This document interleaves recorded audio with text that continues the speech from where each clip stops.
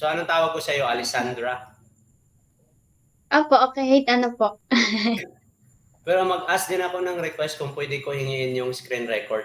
Send nyo sa aking email. Okay po, sige po. Sige. I-ano lang po namin. Okay na po. Pwede na po. Okay po. Sige po. So, ayun po again. Good evening po. So,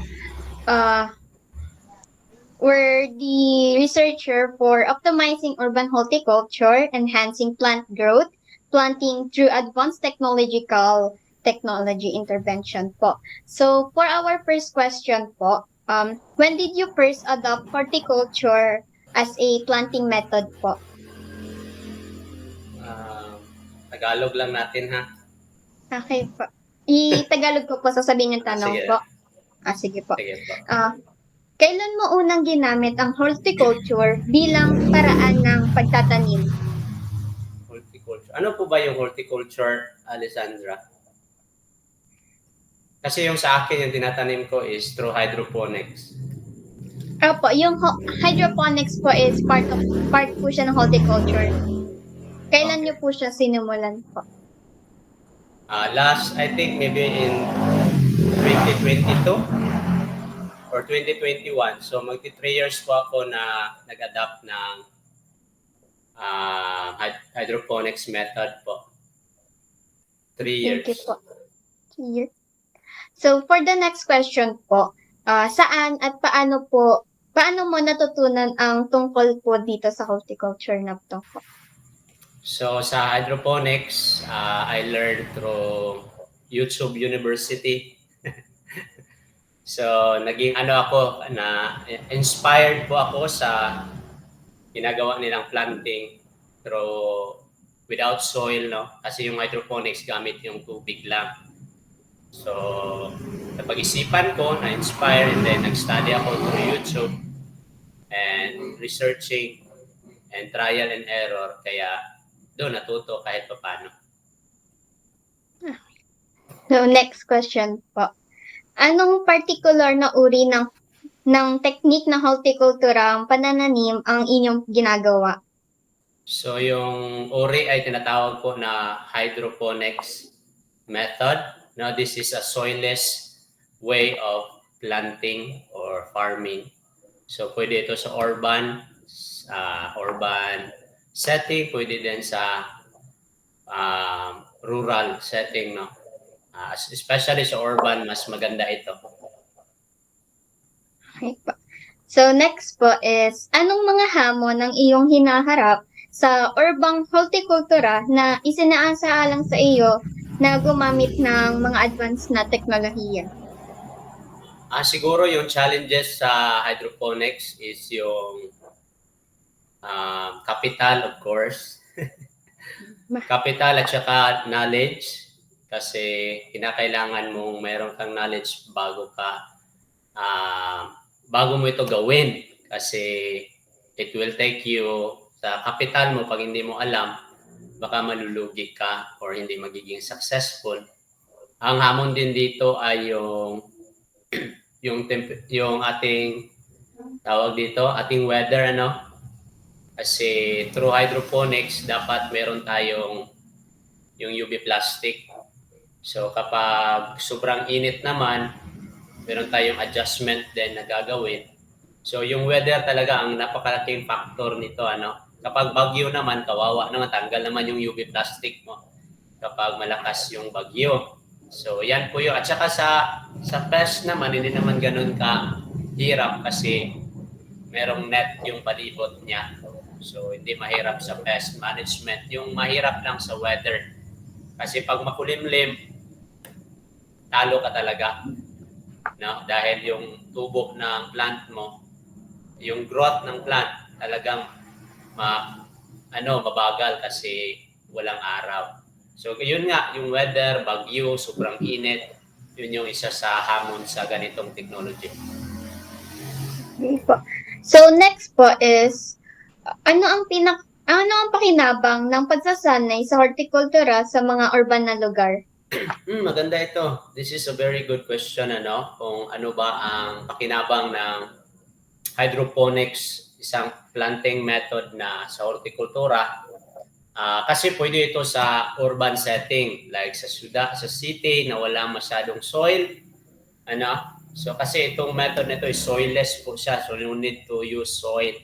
So napakalaking ito sa ating mga taga-urban, no, yung taga-city. Ito sa amin dito, hindi ito city eh. Nandun pa kami sa rural area, pero sa bahay ko siya ginawa. Sa aming bahay, sa backyard. Kaya meron kaming backyard farming channel. Purpose yan ay ma-inspire po yung kapwa nating mga farmer or small farmer na gawin ito sa kanilang bahay, especially doon sa urban setting. Kasi you need to use soil na kasi ito. So, makaplant ka na ng iba't ibang klaseng gulay like lettuce, pinchay, tomato, pipino, sibuyas dahon, so basil. So, anything na kaya lang maliban sa mga fruit trees or mga big trees.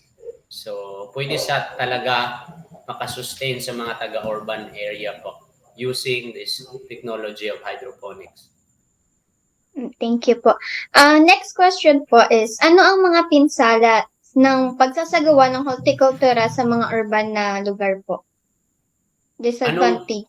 Disadvantage po ba itong pinsala sa Opo, urban? what are the disadvantage of horticulture practice on urban? In an urban setting? Opo. Siguro ang disadvantage sa urban is sa weather siguro din, no? Kasi kapag hydroponics yung setting,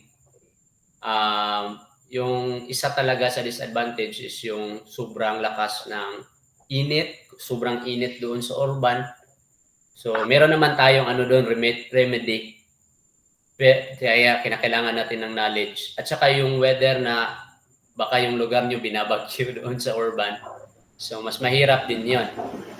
Isa sa disadvantage din dyan is yung materials. I don't know, maybe mas madali doon sa urban. Pero hindi ko alam kasi dito urban sa amin, rural pa kami. Pero sa mga taga-urban, maybe ito yung mga pinaka-challenging nila or disadvantages yung weather talaga doon. Kasi yung sobrang init sa city. Okay po. Thank you po. So next question po is, ano ang mga makabagong teknolohiya na iyong naisakatuparan sa iyong pagsasanay sa hortikultura at paano ito nakakatulong na mapabuti ang paglaki ng halaman sa urban na komunidad? Okay, elaborate daw po yan na question. Ano po? Paano po nakakatulong to yung pagtatanim po talaga sa urban settings? Yung mga yung mga technology na ginamit niyo po, paano siya nakakatulong talaga? Parang yun, sa plant growth po, gaano kabilis, parang ganun po. Gaano ka-healthy, ganun. Sa urban setting, parang sabi ko na kanina yun ng kasi soilless siya. So, magdidepende din siya sa solution na ginagamit. So, most of the time, sa mga ginagawa sa hydroponics is kasi synthetic yung ginagamit. Yung plant growth naman niya ay okay naman. Okay yung plant growth kasi meron tayong mga tinatawag na fertilizer mix sa water. So, makakatulong talaga siya sa mga urban setting kasi kahit wala silang lupa or pot na tataniman, as long as meron silang hydroponics, makakapag-grow sila ng gulay, no? Or kahit tomato or cucumber, kayang-kaya kapag alam mo na ganito mga process. And, ano pa ba? Yeah, through this method, pwede sa urban setting. Yung growth, good. Ang isa rin sa masasabi ko kung may mga manunood man, merong mga synthetic. Ako ngayon ng organic din na pamaraan, no? Hydroponics pero organic yung solution or fertilizer na ginagamit para safety kainin din. So, siguro sa urban setting, ang mas maganda yung synthetic kasi mahirap kunin yung material sa organic or yung components ng organic solution sa urban kasi nandun sila sa city. So, yun. Okay po. So, next question po. Paano nakakatulong sa mga tao ang horticulturang panananim katulad ng vertical farms at hydroponics sa pagpapalaki ng halaman sa maliliit na lugar? Pakiulit, ma'am. Paano nakakatulong sa mga tao ang horticulturang panananim katulad ng vertical farms at hydroponics sa pagpapalaki ng halaman sa maliliit na lugar? Isa dito sa advantage, talagang malaking tulong ang hydroponics method kasi hindi mo kailangan ng malaking space. Pwede mo gawin sa rooftop, no? Meron tayong mga rooftop gardening or mini backyard as long as nasisikatan ng araw. Kung lugar nyo, meron kayong rooftop na free o meron kayong backyard na may free space kahit konti as long as may sikat ng araw na at least minimum of 6 hours. Talaga malaking tulong yan sa family kasi you are producing your own food. No? Hindi ka na bibili sa palengke, meron na sa rooftop nyo o sa backyard nyo. So, pwede kang magtanom ng kahit ano. Leafy vegetables, pipino, cucumber, melon, or kayo squash melon. So, kasi yun yung mga ginagawa sa hydroponics. Meron din tayong kaya gawin din, magtanim tayo ng sibuyas, no? Yung onions talaga na mag-bulb yung onion. Pwede din ang garlic, pwede din ang radish. So, kayang-kaya sa pamaraan po ng hydroponics. So, malaking tulong po yan sa mga taga-urbans po, na mga taga-syudad. Vertical or Kratky, meron kasi pamamaraan sa hydroponics. Merong NFT, merong DWC, merong Kratky method, meron tayong vertical method. So anyway, it's still hydroponics and it is possible, especially po sa ating mga taga-urban po, taga-syudad. Okay po. So, next question po is, ano ang inyong pananaw para sa kinabukasan ng urban urban na hortikultura sa lalong siksikan ng lungsod? Kinabukasan ng hydroponics sa urban setting, sa urban na lugar, no? Siguro kung talagang anong tawag nito, yung i-embrace ito ng city, as long as meron silang space na iinitan, makakatulong talaga ito sa bawat family doon sa city. I believe that ang paningin ko nito, kapag merong gumagawa niyan, halos buong bahay doon sa tinatawag nating syudad, magdadrop po yung prices ng gulay sa palengke. Kasi meron na tayong mga gulay sa ating mga bahay. So, maiwasan yung pagmahal ng mga gulay, pagmahal ng mga maybe pipino and cucumber and even mga onions kung kaya nating magtanim sa ating mga tinatawag nito sa ating mga bahay sa urban. At makakapag-sell din tayo na hindi ganun kamahalan sa ating mga neighbors. So makakatulong talaga siya sa ganyang setting po sa urban. No? Kasi yun yung ating goal, mapamura yung mga bilihin. Dapat mapamura ang mga bilihin. The only way mapamura ang mga bilihin, meron tayong malaki yung ating supply. So kung maraming supply, magmumura yung ating mga bilihin. So yun yung isa sa key at napakagandang future na mangyayari sa ating lungsod kung marunong tayong mag-adapt ng ganitong method sa ating pagtatanim, yung hydroponics po. So actually obsolete na tayo sa Pilipinas